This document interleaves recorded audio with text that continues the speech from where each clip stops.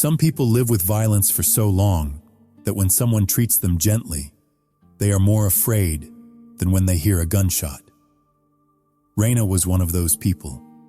She had lived long enough to know that her strength could break another person's bones. So on the day she became a mail-order bride to a kind cowboy, what made her shake was not the thought of a wedding night.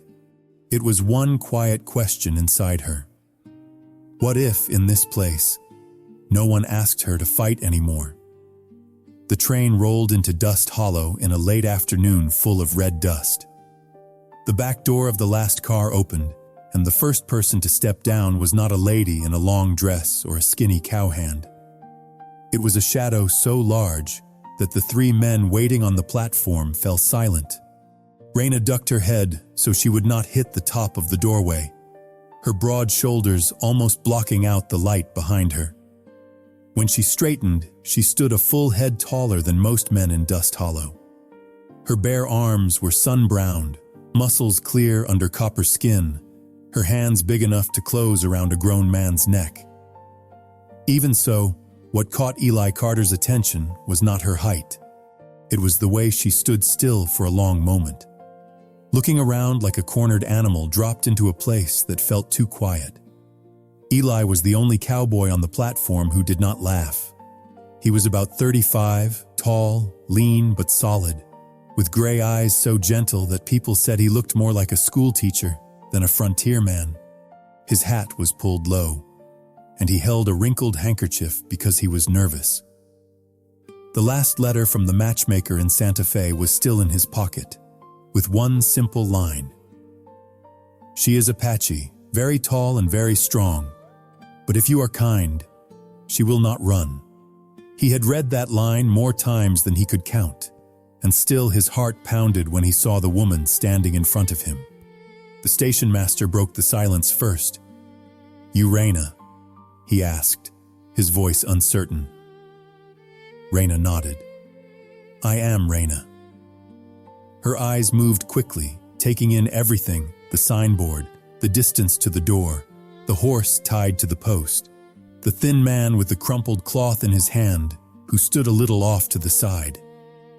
Eli knew this was the moment he had to move. He took off his hat and walked forward, careful not to stare too long into those deep black eyes. "I am Eli Carter," he said, his voice rough because his throat was dry. "I am the one who wrote the letters and the one who received you." The words "received you" sounded clumsy even to his own ears, but he could not think of anything better. Raina studied him for a while. She knew he was not like the men around army camps and whiskey cellars. He did not reek of liquor. His eyes were not hungry or mocking, and he did not smirk. He was simply a man trying very hard to keep his hands from shaking. That made her feel strange in a way she did not enjoy. "You are not afraid of me?" Raina asked, blunt as always. Eli drew a small breath, then shook his head. "I do not think so," he answered slowly. "I am only afraid that I will not be good enough." That answer, in a strange way, struck a place in Raina that she had never covered with armor.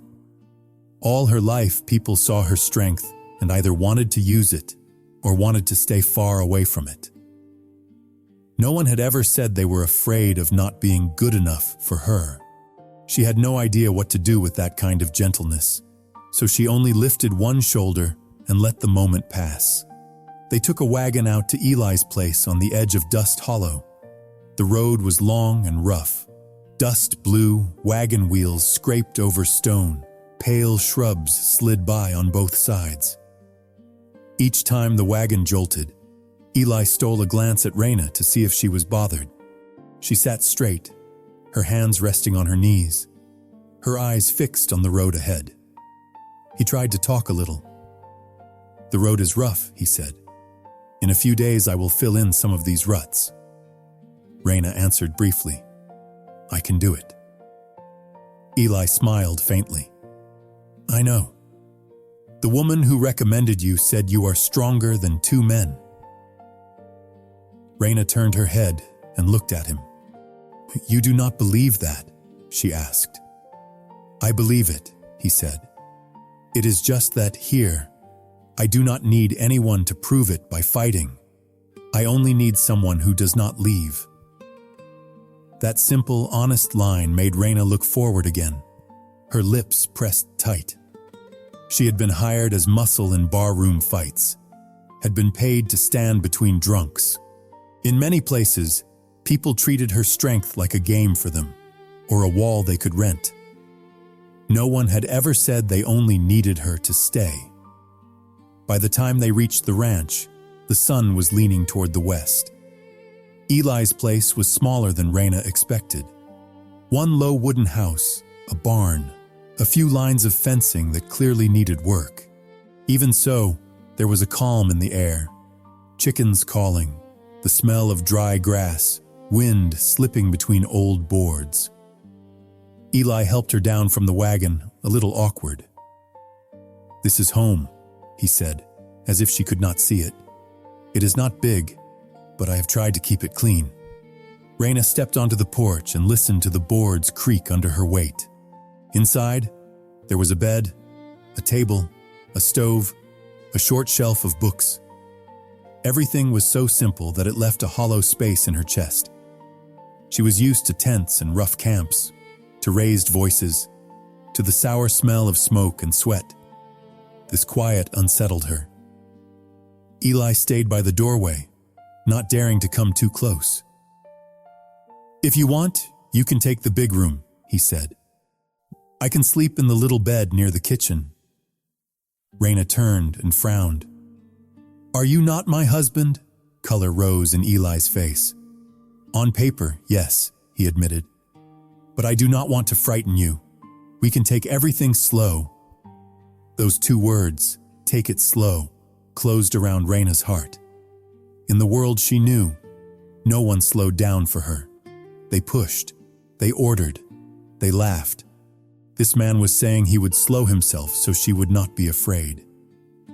Suddenly her chest felt tight. She was not afraid of him. She was afraid of this feeling.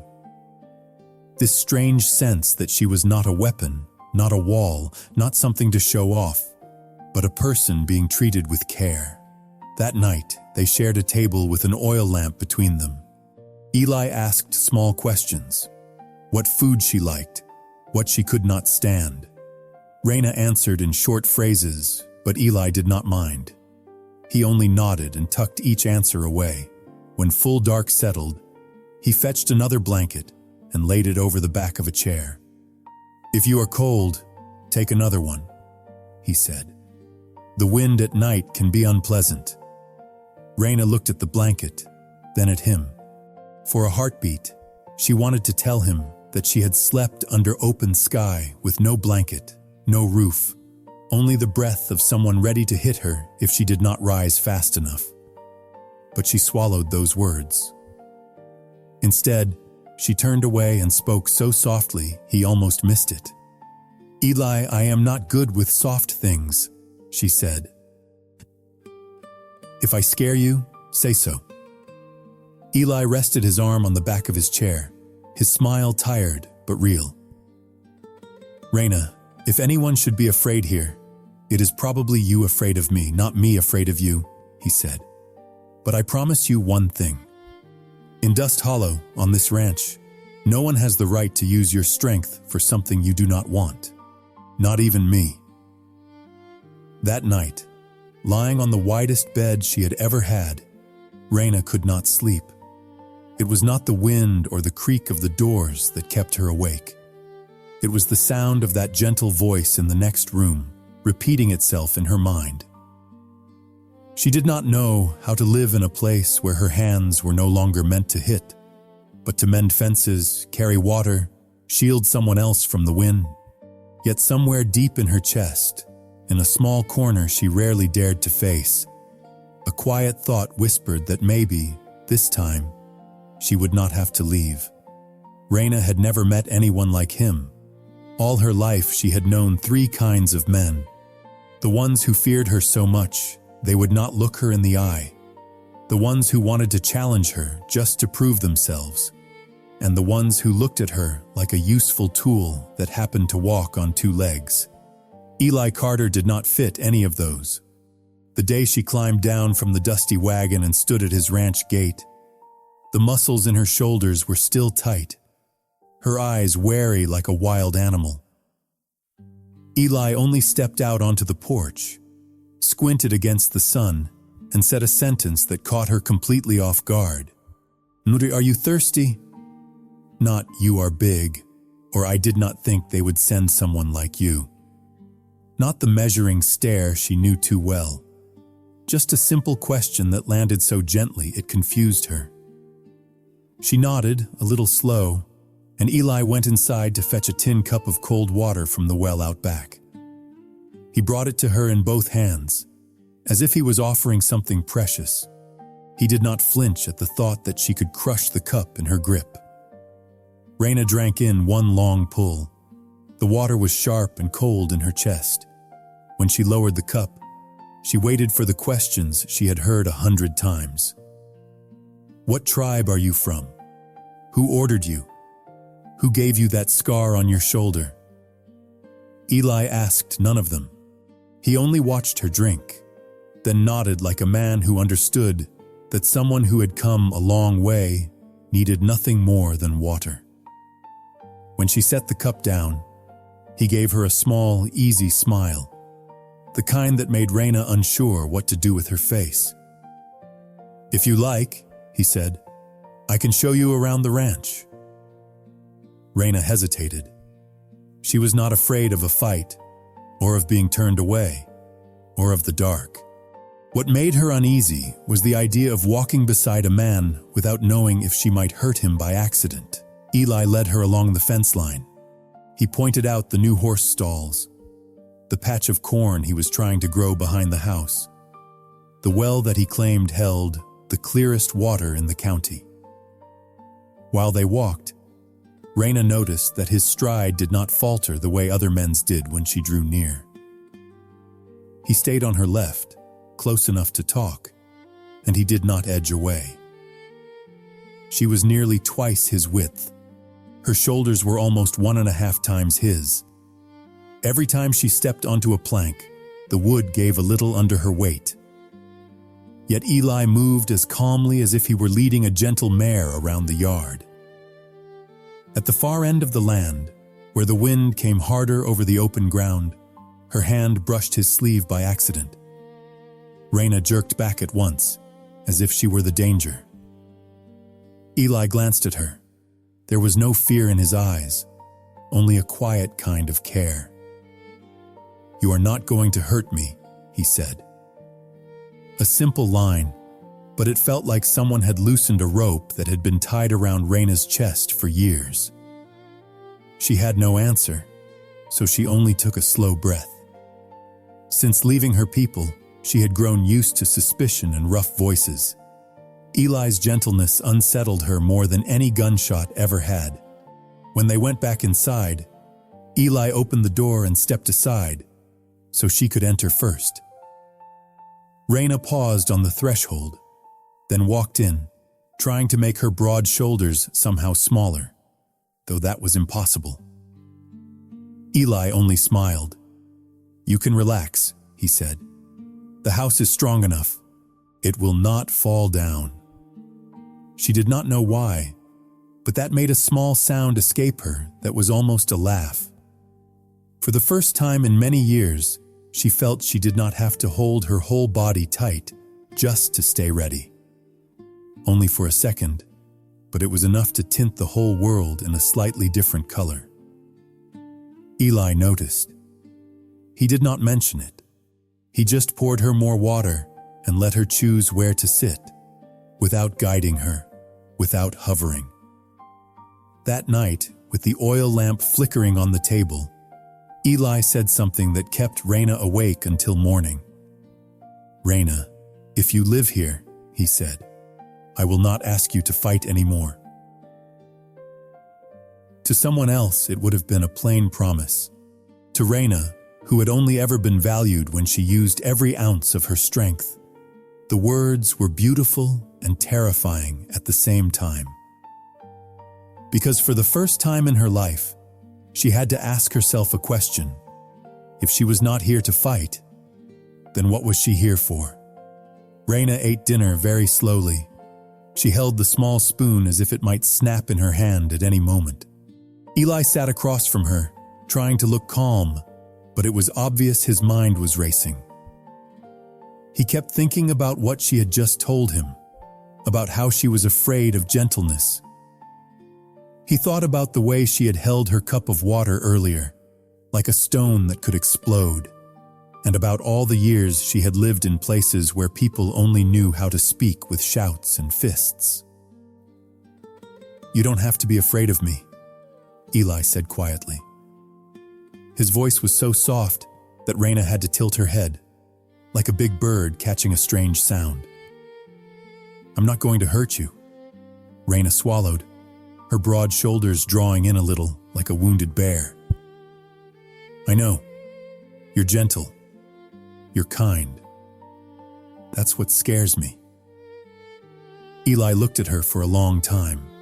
He wasn't looking at her powerful muscles, or at the way her height had forced him to fix the ceiling so she wouldn't hit her head. He was looking into the eyes of someone who had been strong for far too long.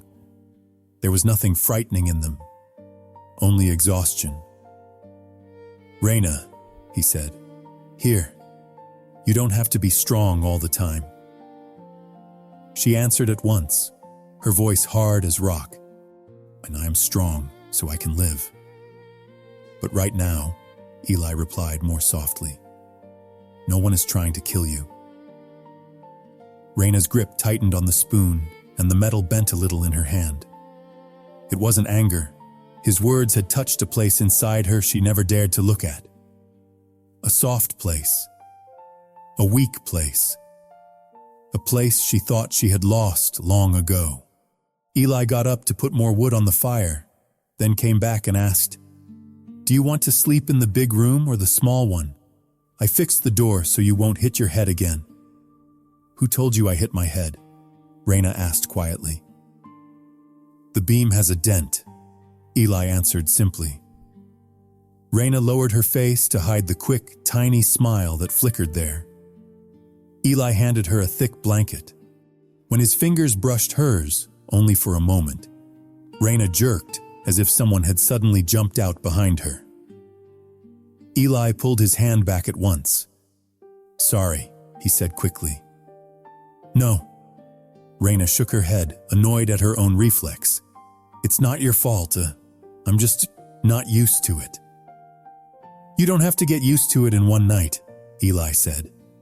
"So we have time." Raina studied him for a long while, as if she were testing his words, trying to decide if they were a trap, a challenge, a lure, or something darker she hadn't seen yet. But his face was exactly the same as the day she first saw him, gentle and tired, but not dishonest.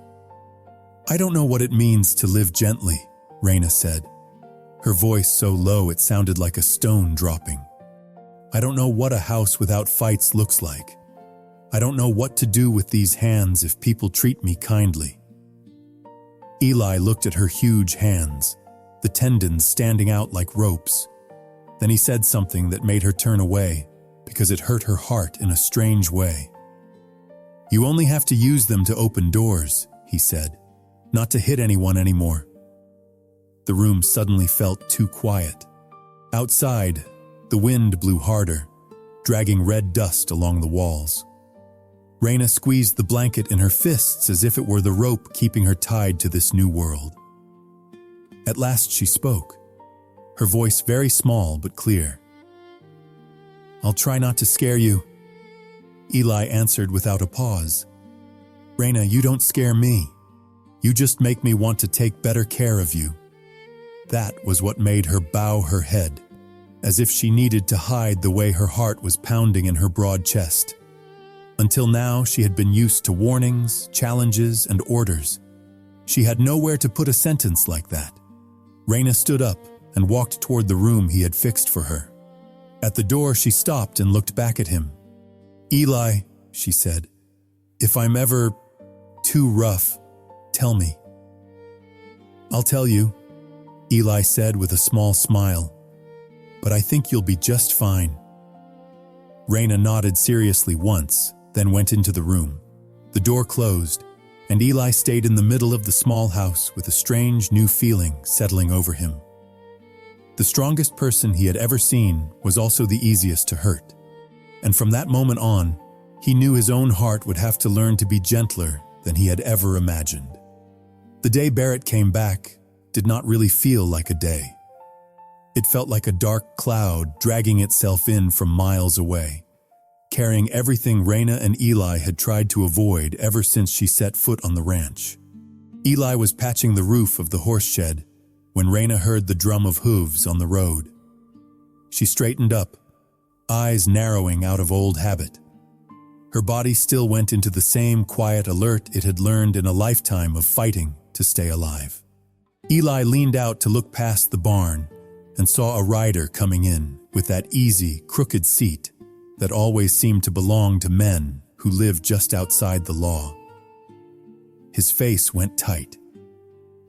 "That is Barrett Hayes," he said under his breath. "He has made trouble all over this country." Raina watched in silence.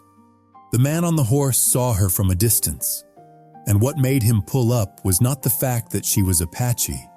It was the size of her.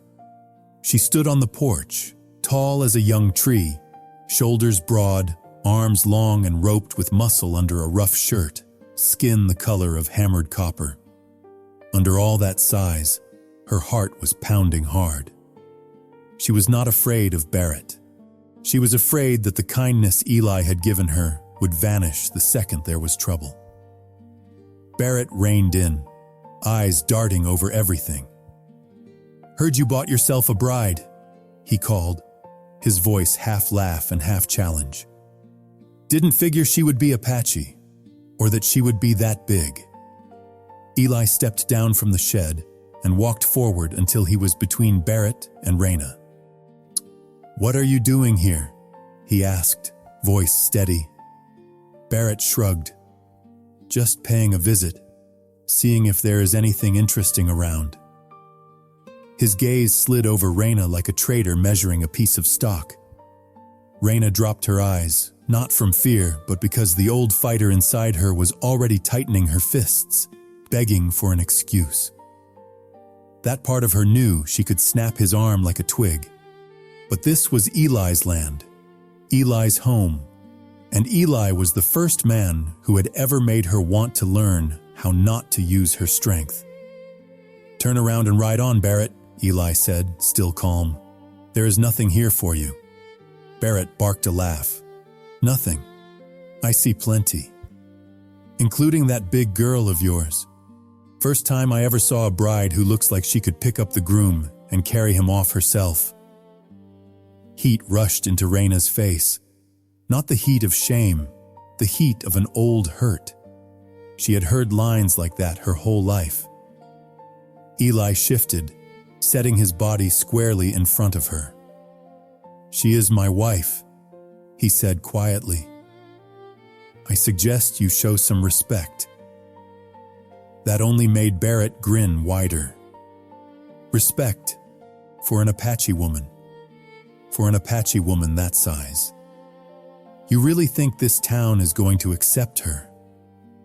Raina stared at her hands.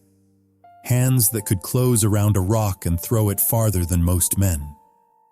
Hands that had fought, shielded, broken. Since coming here, those same hands had only held a wooden ladle, hauled water, stroked the neck of a newborn colt, and rested lightly on Eli's shoulder when his back hurt. She had not wanted to use them to hurt anyone again. Barrett knew none of that, and he had no idea that every word he threw out was landing squarely on her deepest fear. The fear that gentleness did not belong to someone like her. The fear that Eli would eventually see she was not the kind of wife he needed. Only a woman with too many scars to ever learn how to live an ordinary life. Eli lifted his head, gray eyes no longer soft. "Barrett," he said, She is not the problem here. You are, if you do not get off my land right now." Barrett snorted, but before he could spit out another line, Reyna took a step forward. Just one step. The packed earth seemed to tremble under her weight. She did not bare her teeth, did not lower her stance, did not move like a fighter. She only stood there, straight, silent, solid as a wall. Barrett stared at her for a couple of breaths, then jerked his reins and turned his horse. He did not ride away because he was noble. He rode away because some old, loud part of his instincts was telling him that this was a woman who could knock him out of the saddle with one lazy shove. When he disappeared down the road, Reyna let out a slow breath. She stayed where she was on the porch, shoulders still tight, eyes fixed on the dirt. She did not look at Eli, did not move. Eli turned back to her. "Reyna," he asked softly, "are you all right?" She nodded, but her voice came out rough. "You did not have to stand in front of me like that." Eli frowned. "I did it because I wanted to protect you." Reyna finally raised her eyes to his, and in their dark depths was something she had never been able to put into words. "That is what I am most afraid of," she said. "I do not know how to be someone who is protected." Eli stepped closer, slow and careful, stopping at her side instead of directly in front of her. He still did not touch her. "Reyna," he said, "no one is born knowing how. You are strong. That does not mean you have to stand alone." His words brushed across the surface of her heart, like a fingertip across still water, and the whole surface shivered. She turned her face away so he would not see the red rim of her eyes. Eli stayed beside her for a long moment. He did not push her to talk. He did not reach for her arm.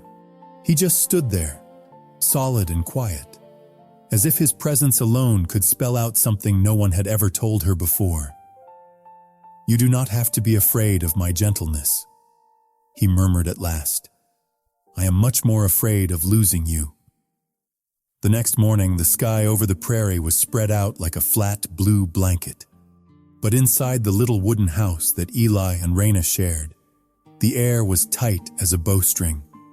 Reyna sat at the end of the table, her huge hands resting on her thighs, eyes fixed on the floorboards. She had been through so many fights, so many escapes, so many moments where she had to battle just to stay alive.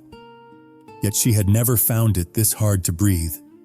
Eli stood by the stove with his back to her. Every move he made was slow, as if he was afraid of startling her. He poured coffee, set a cup on the table, then sat down a short distance away. Not close enough to crowd her. Close enough that she could feel he was there and not going anywhere. "Reyna," he said at last, his voice low and steady. "Yesterday you did something most men out here would never dare. You do not have to hide anymore. Not in this house. Not when you are standing next to me." Reyna kept her eyes on the floor. Her voice came out rough with feeling. "I do not know what I am supposed to be here. A warrior, a wife, or just someone who does not have to fight anymore." Eli did not hesitate. "You are whatever you want to be, not what anyone forces you to be." A single tear hit the wood at her feet, small enough that only someone really watching would notice. Reyna clenched her fists. "But if one day you are in danger," she whispered, "if I hurt someone, if I lose control of my strength." Eli moved a little closer. He still did not touch her, only sat near enough for his warmth to soften the air between them. "Reyna," he said, "you saved me yesterday. Not with your fists. By standing up at the right moment. I do not want a weak wife. I want someone who stands beside me. That is who you are. Raina lifted her head. Her eyes were red, but there was a new light in them. In that moment, something deep inside her shifted, like an old door finally swinging open after years of being locked by fear. Then, "I will stay," she said softly. "I will not run anymore." Eli's smile was small and easy, and with it the tightness in the room dissolved like mist. "Good," he said, "because I have been meaning to tell you something for a long time." He set his hand on the table, not reaching for her, just leaving it there so she could choose. Raina looked at that hand for a long time. Then, for the first time since she had come to the ranch, she laid her own huge hand over his. The difference in size was almost ridiculous, but the feeling was exactly right. She was not shaking. She was not afraid of his gentleness anymore, because now she understood that her real strength was not in hands that could snap a rein in two. It was in the fact that she dared to choose a place to belong. And she had chosen Eli, the ranch, this new life. In the soft quiet of that morning, an unspoken promise took shape. From now on, whenever danger came, neither of them would stand alone. They would stand together. If you are still here at the very last moments of this story, then maybe Raina's heart has touched a place inside your own. Out in the West, people like to believe that strength comes from hands, from guns, from fights that never seem to end.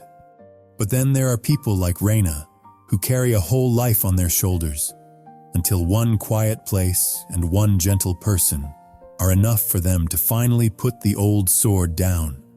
She is not a hero. She is not a legend. She is simply a woman who spent her whole life looking for a place where she could breathe. And that cowboy, with the soft smile and hands that do not know violence, gave her something no one had ever dared to give. The feeling of being safe while she is exactly who she is. If you have lived through long years where you only knew how to rely on strength, only knew how to endure in order to survive, I hope this story reminds you of one thing. Everyone deserves gentleness, even the ones who seem strongest. If tonight's story made you pause for a moment, or made you remember someone who was once gentle with you, or simply helped your heart feel a little quieter, I would like to invite you to stay with this channel. You can press subscribe so that on the nights when you need a warm story to ease your mind, we will be right here with you. And if you wish, you can turn on the notification bell so that each week you have another soft, healing Western tale to keep you company and help you drift into a good, peaceful sleep.